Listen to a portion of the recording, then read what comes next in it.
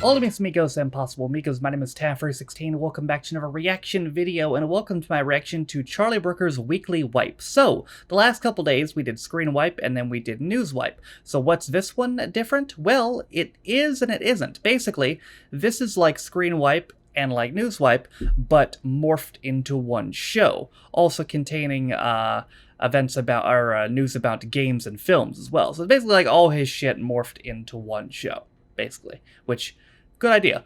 This was also his first show to be broadcast in HD, and we do have HD copies, so it might be my first time actually seeing Charlie in HD. This began airing on January 31st, 2013.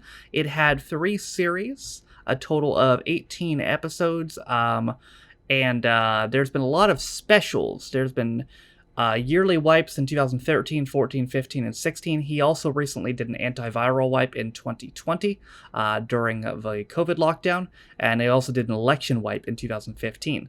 We are going to go ahead and watch the first episode.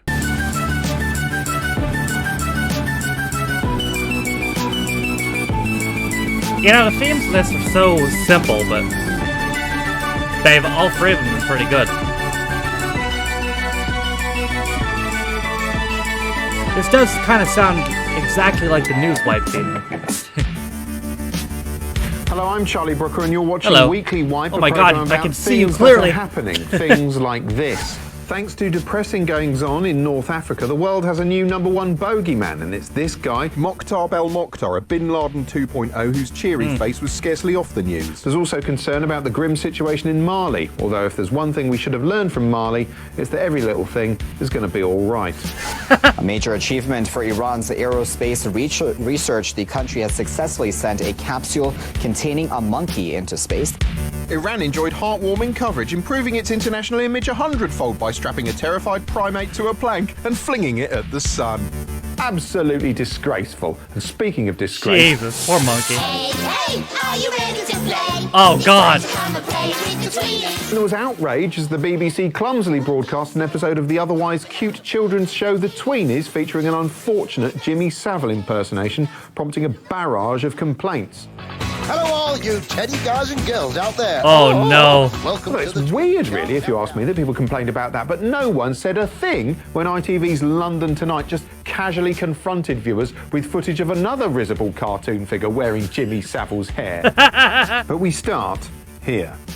For years, yellow jersey mannequin Lance Armstrong was a hero to millions. He won the Tour de France 7 times, despite, as the coverage implied, having asthma and being so sick he needed constant attention from doctors. His was a fairy tale story, albeit the kind of fairy tale which starts with the hero losing a testicle to cancer. Yet throughout his career, he was dogged by rumours that he might be the cycling equivalent of a value range burger, a done chunk of meat containing substances of dubious origin. Rumours which, as ITN forensically revealed, were curtly dismissed whenever they were put to him. Lance Armstrong this said fucking sorry guy, bro. before, but only as a form of attack. I'm sorry for you. I'm sorry you can't dream big, and I'm sorry you don't believe in miracles. Fuck this fucking guy, bro. Like, I'm sorry, I'm jumping the gun. He's probably gonna get to this himself, but this fucking guy said for years he wasn't on PD. He sued people. He sued people who said he was on performance-enhancing drugs. And then years later, he's like, oh yeah, I was. Yeah, I cheated. Fuck fucking Lance Armstrong, guy. I'll tell you what. I believe in miracle drugs. Now, having been stripped of his that fucking jerseys, the guy. news got to gorge on all the ghastly details of his fall from grace. According to reports in America this morning, Lance Armstrong's admitted doping during a TV interview. Jesus, doping during a TV interview? This guy had a problem. Yes, Armstrong was set to confess all to fearsome inquisitress Oprah Winfrey in an encounter that was trailed like a pay-per-view smackdown. Oprah, Lance Armstrong. I remember this ad. Holds barred. I remember this. Although the way Oprah described it to inquisitive breakfast shows made it sound less like a fight and more like an erotic encounter. At the end of it, literally 2.5 hours, we both were pretty exhausted, and I would say I was satisfied. It also sounds like the interview had quite a messy climax. He did not come clean in the manner that I expected. Ugh. The interview itself was a sexless and forlorn affair in which Armstrong, visibly morphing into Tony Blair, which is what years of lying does to you, answered questions with the searing honesty of an unfeeling machine. Did you ever take banned substances to enhance your cycling performance? Yes. Was one of those banned substances EPO? Yes. Well done, you're through to the bonus round. Are you a crushing disappointment to millions? Yes. Yes. Correct, you've won 7 pints of Virgin's blood. But Armstrong wasn't totally emotionless, no. He visibly buckled when recalling how he had to tell his son that the rumours were true. I told Luke. I said, Luke, I am your father. There was also the inelegant manner in which he apologised to former friend Betsy Andrew, who he'd viciously turned on. I said, listen, I called you crazy. I called you a bitch. I called you all these things. But I never called you fat. You, sir, are a gentleman bully. Perhaps not surprisingly, Betsy herself appeared unimpressed when CNN delightedly relayed Lance's comments, and she addressed him directly as a consequence. You owed it to me, Lance, and you dropped the ball. Oh, now let's not bring his ball into it. Still, never mind how people who actually knew him felt. Most importantly, the news wanted to know what people on or near bicycles thought about it, and they quickly went about rounding up their opinions. I teach kids, and my students have a lot of respect for him, and do you reckon they respect your hat? And I feel like he's not setting a good example for the people that they mean the most to, and that lets me down in general. Oh, boo-hoo! You know what? We hear a lot about the people Lance Armstrong's let down. You never hear about all the liars he's inspired. True. Having exhausted the pool of people riding bicycles outdoors, they moved inside, asking people at bike shops what they thought of Lie Strong. As a human being, I think he's a jerk. Would I ride with him? Yeah, I don't care. I know plenty of jerks. In the wake of the negative blanket coverage of their sport, it's hard to know if cyclists will ever regain their innate dignity. So how can cyclists go forward from here? Well, by pedalling, probably. But even if bikes are a bad scene, not all sport is evil. No, some of it is good, clean fun.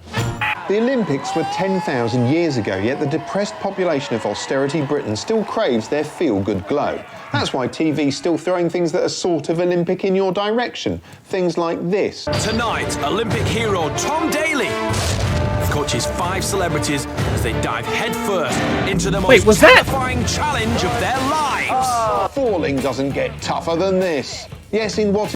Coaches 5 celebrities... Motherfucker.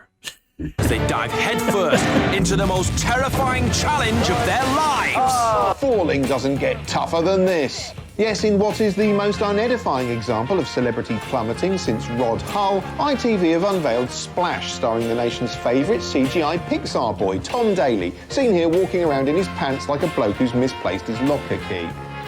Tom Daley is brilliant at falling into water. Most people flail their arms around and shout, "Oh, shit!"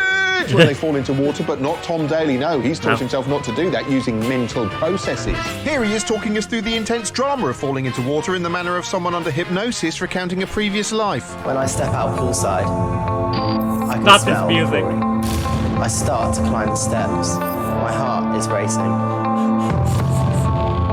I'm on the edge. My world stops. I hook the trunks out of my bum and fall into the water. Apart from falling into water, Tom's job is to teach a group of famous and allegedly famous human beings how to plummet into water like graceful and hopefully odourless turds. At times, you sense what ITV really want to broadcast is celebrity stripping, but Ofcom said no, so they cleaned it with chlorine and put it on Saturday night. I suspect the whole thing was a TV experiment to find out if celebrities are affected by the law of gravity and whether they fall quicker if they're more famous. There's probably people around the back in lab coats writing all the findings down and passing it on to future generations. Basically, what I'm saying is Splash is increasing human wisdom by a factor of at least 40%. The falls they do are impressively complex. Sometimes they have to perform flips and turns, which is hard, and other times they have to impersonate somebody illegally dumping a dead horse in a canal, or someone who's being executed by a single gunshot to the head on the side of a dredger, which is even harder. Then it's over to the judges to decide how good they were at falling. 2 of the judges are experts at falling, and one of them's Jo Brand, whose main qualification to judge a diving contest is that, like all humans, she's 98% water. Of course, the intrinsic problem is that diving doesn't last very long. With only a few 2-second money shots in a 90-minute show, the programme's forced to add more dubious filler than a Tesco value burger. Did you say a That's why they're treated to 90-minute underwhelming show? backstage VTs chronicling their belly-flopping journey. 9-0? Slow-motion shots of each dive. In fact, it's only really enlivened by revealing questioning from Gabby Logan. Listen, get Getting hit in the ring must hurt. Hitting the water looks pretty painful too. What's worse? Oh, that's a personal question. There are also interminable poolside street dance sequences because people in telly seem to think you can make anything seem contemporary and entertaining by drizzling a bit of f***ing street dance onto it. Seriously, the day we finally broadcast live hangings, you'll see these pricks doing this shit round the f***ing gallows. Splash is actually from Dutchland. The Dutchanese came up with it first, and their version looks exactly the same, but the people falling in it are larger. And they're still sort of celebrities, but only in Dutch. And because they all speak in Dutch, it's the sort of thing that should be on BBC 4, really, because it's basically the same as Borgen, but with gravity in it. Hey, you were on BBC 4. Splash certainly generated some online commentary, which we'll explore now in a regular part of the show, in which we take a look at the kind of entirely reasonable things people are saying online about the issues of the day. It's your words, your mindset. Hey, it's what you think. It's points off of you in points off you. Whatever that means. Yes, Linda Barker on the dramatic and entertaining Splash. Her body raised eyebrows and generated much online noise, although not everyone was impressed. For instance, Russ from Lancashire visited the Mail Online website to say, I'm stunned by the reaction to Linda's body. What's the fuss all about? Oh, she looks She's good. as straight as a plank with only a couple of fried eggs to put into that bikini of hers, that's Whoa, her told. chill. In the close-up camera shots, she looks every one of her 51 years. Russ there apparently quite angry that a woman he doesn't know has received compliments on her physique. But I'd say you've put her firmly in her place, Russ, her 51-year-old place. Well done. Ria from London chips in to say, she seems to be a bit of an exhibitionist. I notice she holds her arms above her head, whether it's to wave or if she's running alongside the pool. I'm guessing she does this to elongate her torso and make it look slimmer. Oh, well spotted, Ria. Well, should I call you Sherlock Holmes? Yes, as you can see from this revealing footage, not only does deceptive Linda raise her arms, but when she cynically jumps into the water, the waves distort the light, thereby further masking the shape of her liar's carcass. Good point, Ria, and it's good to see women turning on each other. Finally, a real-life Barker encounter for Linda Barker fans. Hannah took to Twitter to say, I once asked Linda Barker for her autograph for a dare. She was dressed entirely in peach silk. It was 2002. Well, thanks, Hannah. A fascinating glimpse there into your life and Linda's. There was this amazing programme about Africa, right? All about this country called Africa, which is why they called it that. There's always charity things saying Africa is full of starving people and you should send them your money. But that must be a con because you could see from the footage no one actually lives in Africa. It flies over for ages and there's literally no one there. And the reason no one's there is it's full of monsters. There's like sort of hairy men monsters and tall horse monsters that run around like deck chairs would if deck chairs ran. And these vagina head monsters that fight in ponds. It's really frightening. I'm glad it's miles away. Normally, animals are in zoos where people give them a sense of purpose by throwing Oh, I think I've nuts at seen them her and watching before. them do tricks. But because there's no people left in Africa, I've seen clips of her the before. animals have gone mad. Like the elephants attack each other with their mouth sticks, and the tall horse monsters have these head fighting competitions that look like they'd filmed Rocky inside two giraffes by mistake. There was a bit with a monkey and his bum was a state, right? It was all ragged. It looked like he'd been shitting, I don't know, metal hexagons or something to get an arsehole that torn up. But there's no doctors in the jungle, so he has to just walk around with it like that. It's so bleak. You can tell the animals are depressed. Some of them are just smashing stuff up. Some of them can't eat anymore, you know. Some of them can't hack it, so they just lie around. There was this gazelle that had hung itself. It'd show you amazing things you didn't know, like how gazelles can float and how baby ostriches dance to music. And how when a cricket falls on the floor, it makes a massive noise like it's made of metal. Just like how Who Framed Roger Rabbit had all the cartoons in it, this had all the animals, all the famous animals, crammed in together so the personalities clash. In the jungle, like I'm a Celebrity. And they eat horrible things too, just like I'm a Celebrity, but they don't mind if they taste of animals, because they're already animals, so they can't taste it.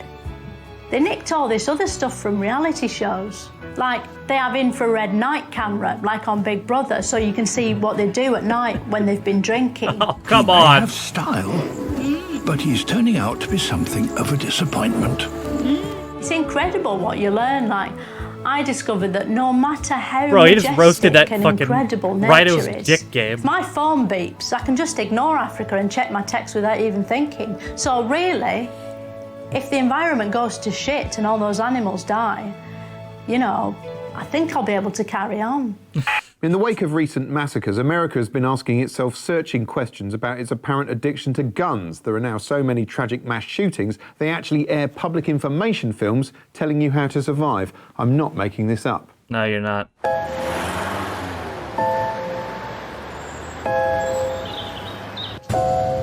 Oh, I thought this was going to be It may feel like just another day at the office. There's a really well-known one, but no, it's not this one. Life feels more like an action movie. I thought it was going to be the school one. This helpful video, which looks a bit like the most harrowing episode of The American Office ever made, teaches you how to react if a man with a shotgun goes berserk in your workplace. Apparently, you should run. If you can't run, you should hide. And if you can't hide, well... And commit to taking the shooter down, no matter what. Disgraceful. Look at that. There's 4 of them and only 1 of him. Cowards!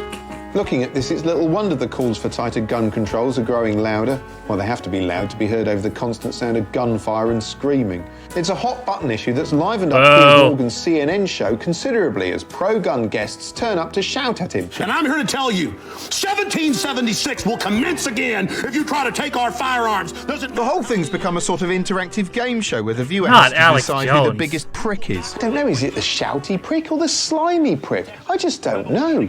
This week, thousands marched on Washington to call for stricter gun control.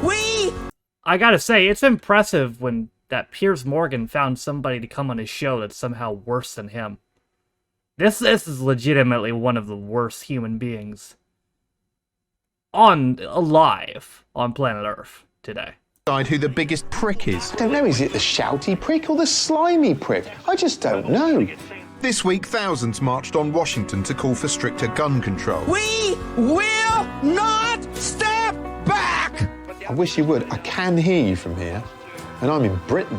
But gun control faces an uphill struggle because some sections of US society seem to love guns more than their own children, and they feel under threat.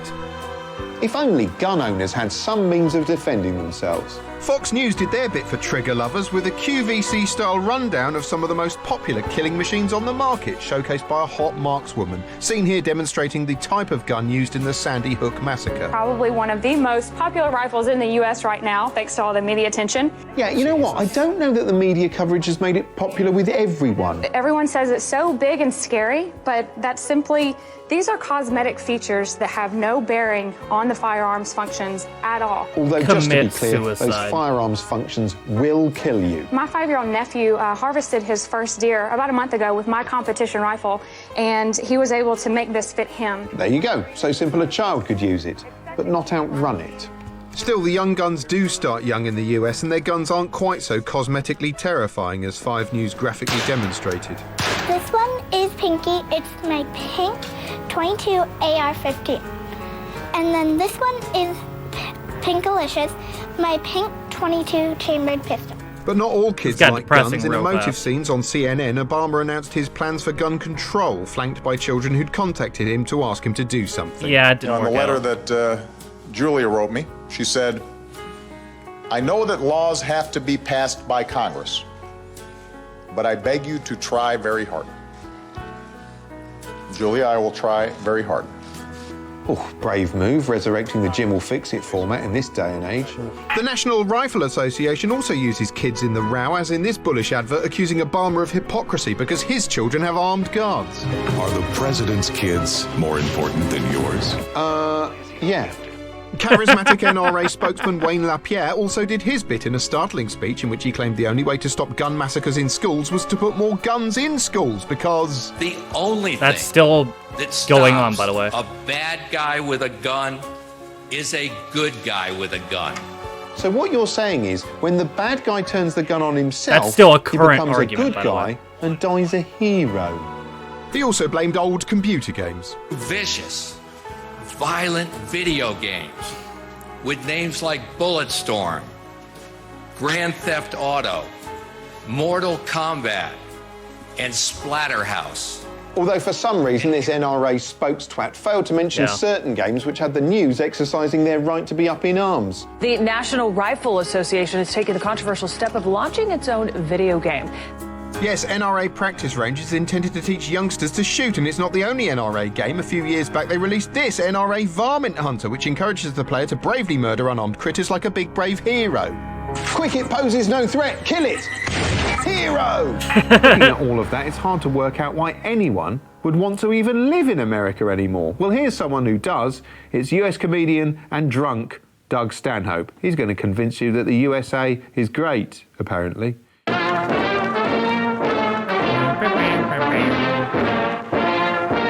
I'm Doug Stanhope, and that's why I drink.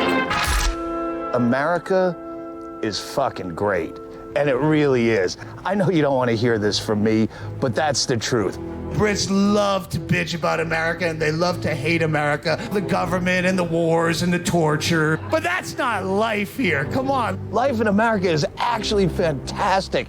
Everything works. Come here. I want you to be here. Just get a nonstop from Heathrow, go directly to Florida, walk down that ramp, and tell me if you can't immediately sense something's really good here. Don't go to Rent Florida. a car, get a convertible, fill up the tank. Look at the price. Fucking $11 a gallon over there. Look at the price. You're gonna fill up your tank. You're gonna fill up the back seat as well, just because it's that fucking cheap comparatively. Drive down big empty highways, drive to the beach. There'll be a half a dozen cabana bars open. It's only 8 o'clock in the morning. And they're waving at you. They're smiling at you, and they're waving for you to come on in. They want you to be there because they don't know yet that you don't tip. Come on in. Come on in. Have a seat at the bar. She's gonna hand you a big breakfast menu. It's this big. You know what we have for traditional American breakfast? Everything. Choices. Yeah, lots of choices. You want some eggs? How do you want them done? We can do them 10 different ways. You want French toast? You want waffle? Pancakes? We have chocolate chip pancakes. They'll put a whipped cream smiley face right on there for your fucking British ass. Or maybe you want a whipped cream frowny face to match that dour expression.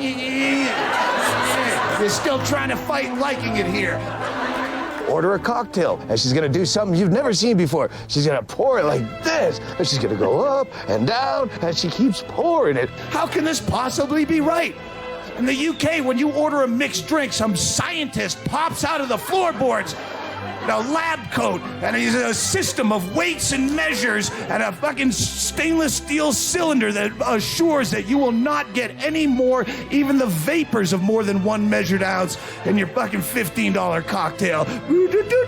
Life here is really fucking good. Yeah, we have a lot of dumb people here, but you can afford to be dumb here. Everything makes sense. You're lost. You don't know where you are. Where are you? 77th Street? Go a block. You know what's next? 78th Street. It makes sense. You don't have to think. It's not like your roads that are all crisscross and mishmash, and they're all built 1,100 years ago for donkeys and carts, and you don't know where the hell you are or where you're going. Hitler did his best to help the UK and level that country flat so they could start over like an extreme country makeover. And what did the Brits do? They spat in Hitler's face and built it back brick by brick exactly the way it was 1,100 years ago when it didn't make sense. Come to America. You can stay on my couch. If you don't like it after a week, I'll give you your money back. My God, amazing. Now here's something else that may or may not be amazing. I don't know, I haven't seen it. It's just a generic link. It starts now. The original Django movie was an ultra-violent spaghetti western so full of this kind of carnage it was banned in Britain for many years. Quentin Tarantino's Django Unchained, however, is an outrageous action movie set against the laugh-a-minute backdrop of slavery. Yeah, it's a great film. It stars Jamie Foxx as the eponymous Django, a slave freed and mentored by the idiosyncratic bounty hunter Dr. King Schultz. After making money in the bad guy shooting industry, Django and Schultz set out to rescue Django's missing wife Broomhilda from the clutches of racist shitbag Leonardo DiCaprio and his uncle Tom Housemaster, played by Samuel L. Jackson, disguised as Uncle Ben of 3 Minute Rice fame. You scaring me. Why is I'm scaring you? Maybe she's racist.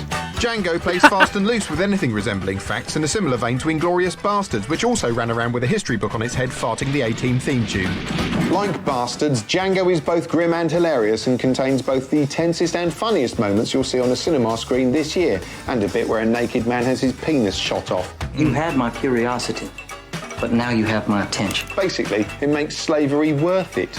Joining me now to talk about Django are stand-up Susan Calman and human fact factory Richard Osman from Pointless, who has slaves himself. I do, yeah, I do. So this is the second film in a row where Tarantino has basically driven a bus through quite a sensitive topic. Because, I mean, in Inglourious Bastards, it was Nazis. This time, it's slavery. It worked. I thought it was great. I mean, it's the same film as Inglourious Bastards. It's identical. I was really pleasantly surprised how much I laughed Not in really. it as well. It's a film about slavery, but it's funny about slavery. But you know what, genuinely, on a serious point, he's made a film about slavery that people are going to go and watch. It's actually quite recent past, and you do forget what happened. Yes, but I mean, come on. It's not exactly a watertight historical document, this. No, but so Spielberg made Amistad, and, you know, that's a proper, almost sort of documentary style, you know, account very reverential of slavery. yeah. Exactly. But, you know, I haven't watched it. Yeah. So Amistad is a worthy film, is what you're basically saying. You wouldn't go and see a worthy film about slavery, but you'll go and see a cartoon where a man gets his penis shot. I'm not going to see a film about slavery. Richard? I'm going to see a Quentin Tarantino film, as are lots of people. And you know, it made me think about you slavery don't care about slaves? Wow. Oh. It sounds a bit like you don't really care about slavery. What you're saying is, I'll care about slavery if you throw in enough people having their penises shut off to amuse me. The king. Like, amuse me. Come on, I demand entertainment before I'll even remember your suffering. Afterwards, I thought for 45 to 50 seconds about slavery. Which I wouldn't have done. And also across the country, lots of people thinking for 45 seconds about slavery, and that all adds up. There's been a lot of talk about the amount of violence in the film and in films in general. It's there's a particular Tarantino shootout movie in it where there's a guy he uses as a kind of human shield who just explodes like a bag of blood. Have you ever seen a Tarantino movie? I was kind of helpless with laughter at that. Is that because I'm unhinged or what? Why wasn't the violence disturbing? Well, it's not disturbing. I wouldn't say it's hilarious. It wasn't, you know, top 10 comedy moments, Dale Boy falling through a bar. Laughter. But it was funny in that it was quite cartoonish. There was so much at one point. It was like someone throwing red paint at the screen. That's the point. Whoever's in charge of the plot did a really good job. Yeah. Having done They've never seen a Tarantino film. Nazis fun, and having done slavery and made slavery fun, what could Tarantino possibly tackle next? I'd like to see him doing the suffragettes. When you say doing the suffragettes, what do you mean? Well, not him doing holding the them suffragettes. down? I would like to see Tarantino's take upon the suffragette movement, because they were actually quite violent, some of the suffragettes. They blew up churches, and also it was quite vicious the way they force-fed them through the mouth and also tried to feed them through the anus. They force-fed suffragettes through the anus? Through the anus. That's absolutely true. That's not biologically possible. Well, they didn't know a lot in those days, though. I'm not saying one would do it now. One wouldn't force-feed a woman through the anus now. It honestly feels to me this discussion is for the red button. Well, thank you very much for joining me. It's time to end this bit, which I've done really smoothly like that. Go away. Now we're going to look at this. Oh, there we go. Excitement in the USA as President Barack Obama is sworn in as President of the United States. The office of President of the United States. The office of President of the United States. And demonstrating far better control of her lips, popular songstress and bum owner Beyoncé rounded off the spectacle by belting out the national anthem.